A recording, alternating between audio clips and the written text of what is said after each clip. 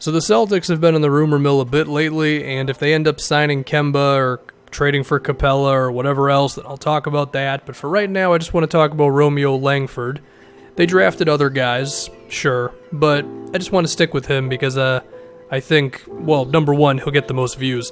Number two, I think he has the most disparity between his ceiling and his floor among some of the dudes the Celtics drafted. So the hope with Langford is that he can be a tall wing that you can run offense through, where he can beat guys off the dribble because his handle is pretty strong. I mean, he's very crafty and he can just create a lot of offense out of nothing. And then you think that would lead into him being a pick and roll player who can then throw lobs up to a big or throw it to a shooter in the corner and whatever else, right? And he can be an ISO player and all that stuff, and he can be effective in transition because I think his rebounding can be pretty good as well, some coast-to-coast plays, and I also think Langford has the potential to be a pretty good mid-range shooter, even if his three-point percentage is not very good right now. More on that in a little bit.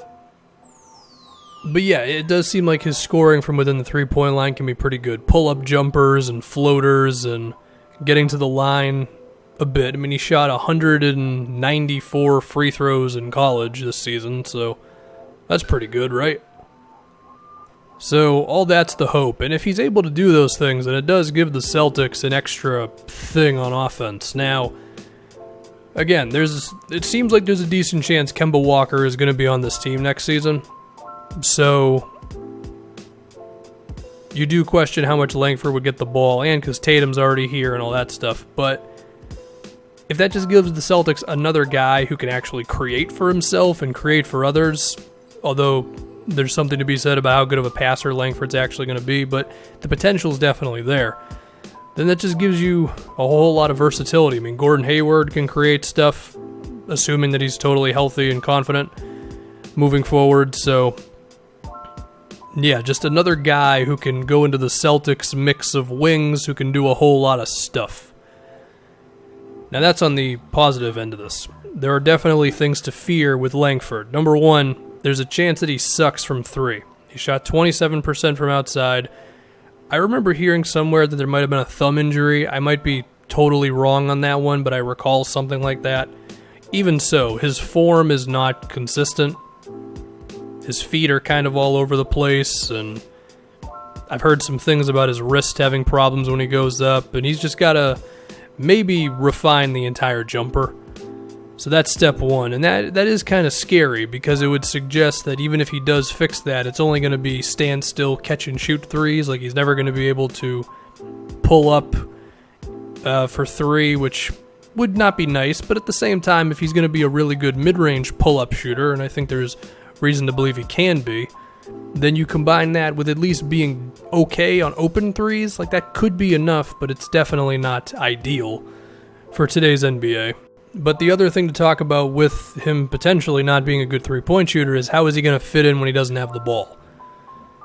And that's a scary thing. There's a chance that when Langford doesn't have the ball, he's just a below-average player. I mean, he doesn't really have a knack for cutting, and he seems like the type of guy where if he hasn't gotten the ball in a few possessions, he's going to maybe force it when he finally does get the ball.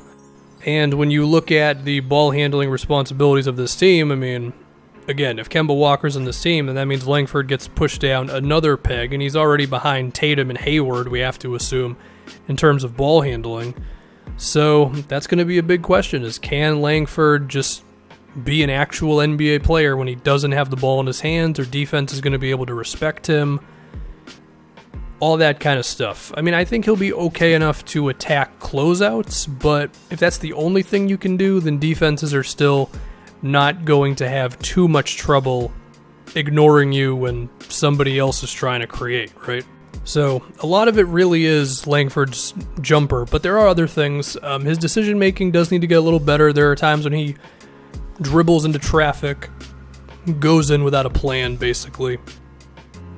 There are times when he pulls up for a long two that's not very good, and there's also times where Langford just kind of goes into ISO mode because he doesn't really know what else to do. maybe there's a pretty easy pass to just keep the offense moving, but instead Langford will just kind of hold on to it for an extra second. So he's got to clean up all that stuff, and he's got to improve the three. But if those things happen, then the Celtics could have gotten themselves a pretty damn good player here. Other things to appreciate about Langford: his size suggests that he could be a good defender. His actual effort on defense is a little underwhelming, especially off the ball, but he is 6'6", 215 pounds, and he has a 6'11 wingspan. That does seem like the physical tools to be an effective defender, and that can be another guy that the Celtics can use to switch across positions, right? Hayward, Jalen, Tatum, Marcus Smart, and if Langford can be in that as well, then that's pretty cool.